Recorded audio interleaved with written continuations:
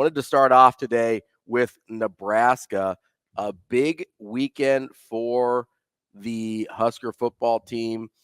They got a couple of key transfers that at huge positions of need. I think they still feel good about the second wide receiver, Jamal Banks, but Isaiah Neyor from Texas and Dante Dowdell from Oregon have committed. They're in. That is a couple of huge pickups. I think Banks would be bigger than Neyor if they're able to land Banks, just because his production the last couple of years has been better. Neyor was banged up and then got buried on the depth chart of Texas. But Dowdell is a huge get out of Oregon, and Neyor adds some much-needed depth and experience in that wide receiving room. I was told they still feel good about Jamal Banks as well. So I wouldn't be surprised if they end up going 3 for 3 this weekend on their offensive skill guys that they were trying to land, and that would be huge. Yeah, it had me thinking a little bit last night because you're right. One, especially Dowdell in the running back room, super talented individual, top player coming out of Mississippi when he first made his way to college ball. I mean, anybody that starts their career at Oregon is somebody to keep an eye on if he enters the transfer portal. And then Neyor, incredible at Wyoming. Had some great numbers there. Just didn't work out at Texas, but the injury issue or the injury bug hit him pretty hard. As I sat back last night, I was thinking a lot of questions were running through my head, and I'll ask you too, because maybe you'll be able to break a few things down with me.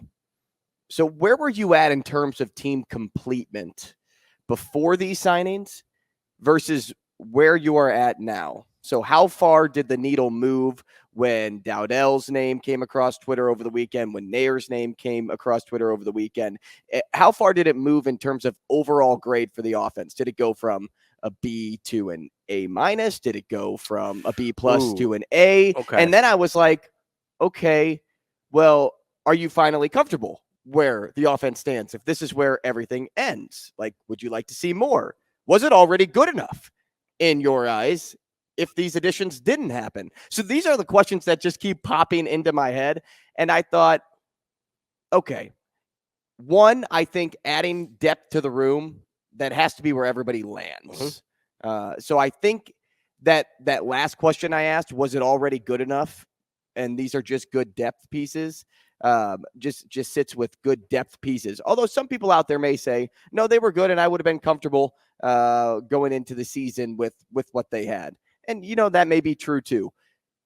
But all in all, two guys like this in positions of need, again, something that you said in that opening thought, that has to elevate your letter grade for this offense in particular. Not just team, just offense. Yeah, I think Dowdell moves the needle for me more than Neyor because I'm more bullish on the wide receiver group. I like a lot of those guys. I think between Malik. But there wasn't a true veteran in the room. There's not. Outside of Bullock. There's really not. But I like Coleman, Lloyd. They were the highest on Doss coming out of the fall camp before he got injured. And they're super high on Demetrius Bell. That's 4 guys right there without really stretching. Then you're not even getting into true freshmen at that point, right?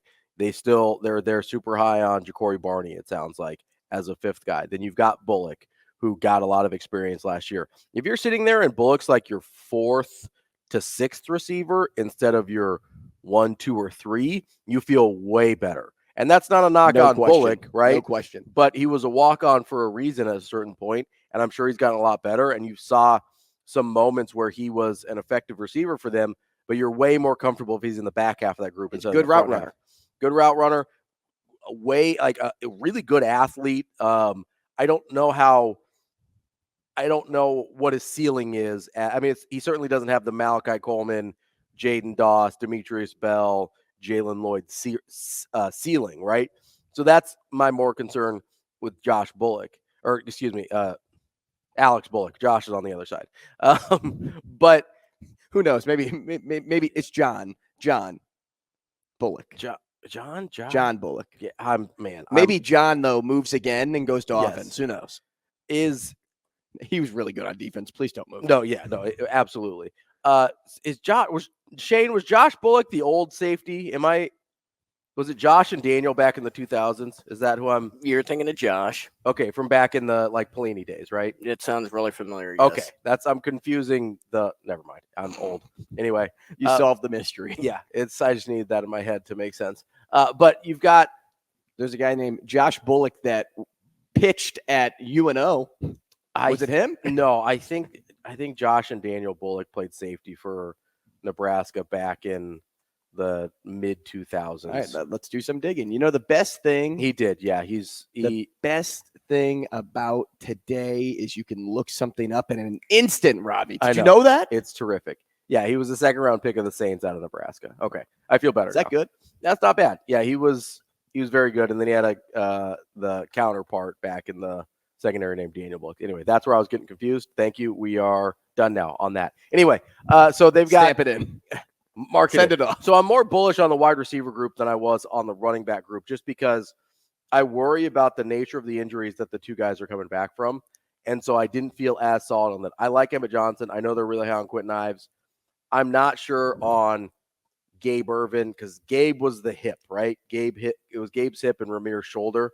They kept him out for the season. I feel a little bit weird about the hip injuries. Freak me out a little bit, man. Like everything gets controlled in that hip region in terms of your movement and your athleticism. So I'm a little concerned about that with Gabe Ervin. And then Ramir, he's been in the program for a long time, and we haven't gotten that kind of breakthrough from him that we've always thought was sort of out there. So I don't think you can rely on him for a ton of production necessarily. He, to me, again, is more of a depth piece. So I think bringing a guy into that room and listen, that's not to say that Ramir can't be a good player, but I don't think he can be like an every down type guy. He hasn't shown that to this point in his career. So bringing again, has he really had the opportunity though? Well, I mean, he's been banged up a lot too, so that's hard to say. You know, he's gotten banged up quite a bit. There's been different guys they've had kind of fascinations with, but there has been a couple opportunities where he was kind of tabbed the starter for stretches, and either because of injury or because of lack of production or whatever, it just didn't end up working out. So I think he can be kind of a nice third down back flex piece. I don't know if he can be like, hey, we're going to put you on the field for 15 carries or even, like you can get 5 to 7 carries and a couple receptions out of him. I feel like you feel good a game. But adding Dowdell, big-bodied back, obviously highly recruited coming out of high school, didn't play a ton last year at Oregon. That's a huge piece there. The guy that's still dangling out there, Jamal Banks, that would be the biggest of the three because he's got a ton of production at a Power 5 school. That would be really, really big for them. But he's made some really nice catches over his career too. Of the guys that of Neyor and Dowdell, it does move the needle for me in terms of what I think of the offense from probably, I'm going to say from a B- to a B. If they get Banks or another veteran wide receiver that has Power 5 production, that bumps it to a B+ for me. And then this is a weird one. If they get a backup quarterback that's not Heinrich Haarberg, no offense to Heinrich Haarberg, but you're going to have to, if Heinrich Haarberg is your primary backup, you have to run a different offense than you're running for Dylan Raiola. Like Heinrich Haarberg can't run that offense, whatever it is, right? And so if you get a backup quarterback that I can at least feel, listen, I don't need anybody crazy because the position you're asking them to come into, you're not going to get a real high level guy out of the portal, right? But if you get somebody, I use this example with a buddy of mine over the weekend. If you get an Iowa-esque quarterback, a guy that can just keep it on the road for 2 games, if somebody gets banged up or something, or a quarter because somebody's got to retape an ankle or whatever.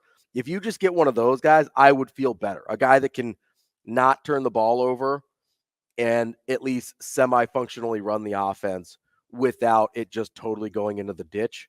I don't need you to be Dylan Raiola. I don't even need you to be a full-time Power 5 starter. I just need you to be a guy that can keep the car on the road for a little bit.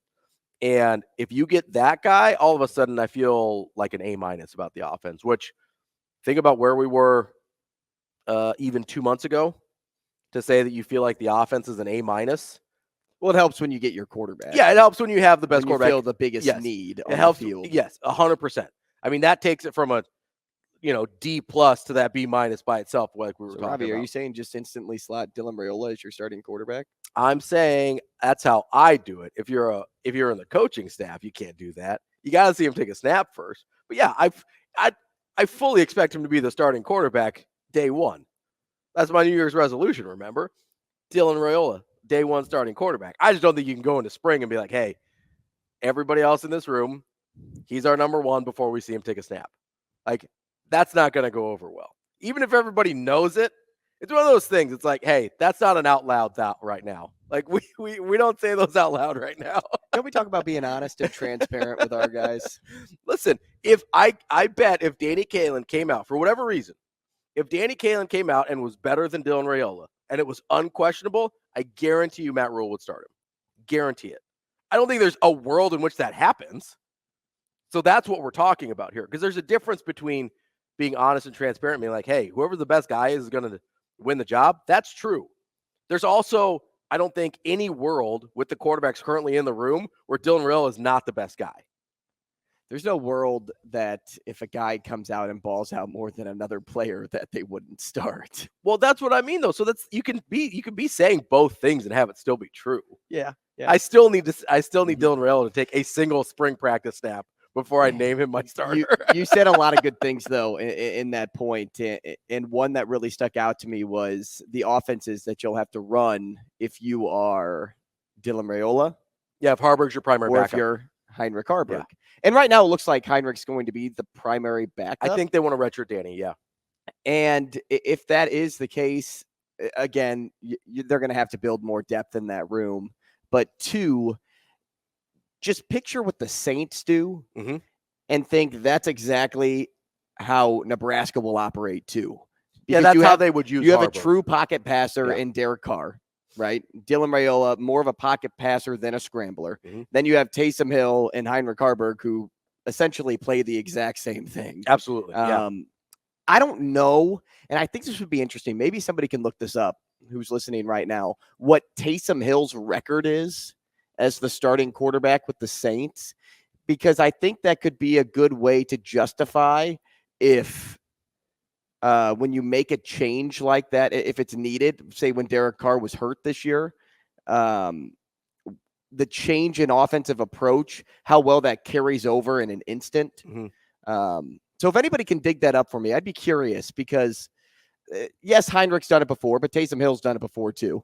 And then it's the same thing with if you are coming in as a backup, are you going to instantly build momentum or are you going to kind of slowly catch up to speed? So it looks like he has started 9 games in his career. He's 7-2 in those 9 games, but he has not started a game at quarterback since 2021.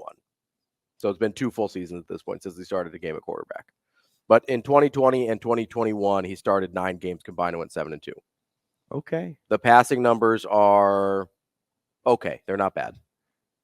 I mean, the second year he threw 4 touchdowns, 5 interceptions, so you're not going to love that. So it's just kind of doing like extra credit. So so Nebraska needs to be prepared to do 2 things at once. They have to be the overachiever in school where, yes, they're studying for this one topic, which is Dylan Raiola in the spring, in the offseason.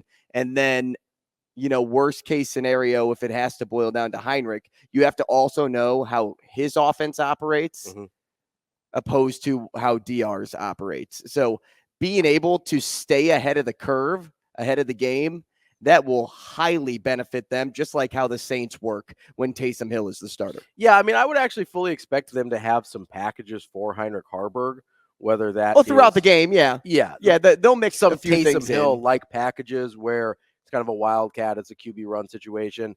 I don't expect, unless there is, I really don't expect Heinrich Harburg to be your primary backup quarterback next year. I think they will bring someone in for that role. Not to say that he wouldn't be capable for stretches to fill in if needed.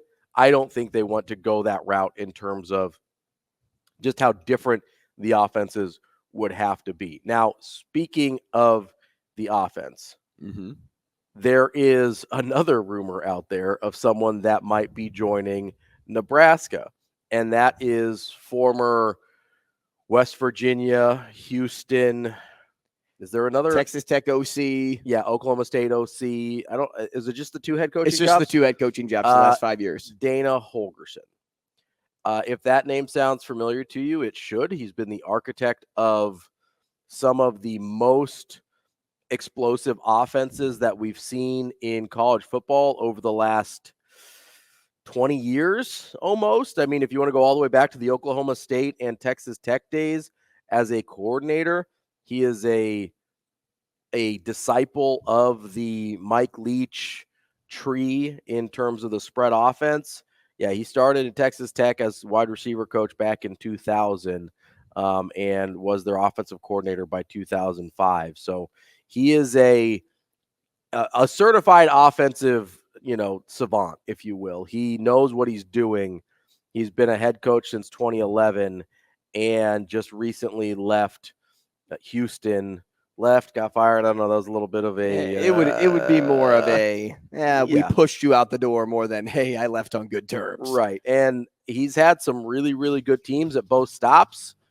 He was seen in Lincoln at the wrestling match with the football team, and what was happening at that wrestling match? We'll get to that. We'll get more on Dana Holgorsen, what he was maybe doing in Lincoln, and what the entire football team seemingly was doing at the Nebraska wrestling match. Yeah, Saturday. I'll tell you what, too, Ravi. What's that? When we come back, I'm going to give you 4 quarterback names, 4 Dana Holgorsen quarterback names. Okay. And if Dylan Raiola can turn into any of them, I think you'll be pretty happy. You feel pretty good. We got more Hurrdat Sports Radio coming up next.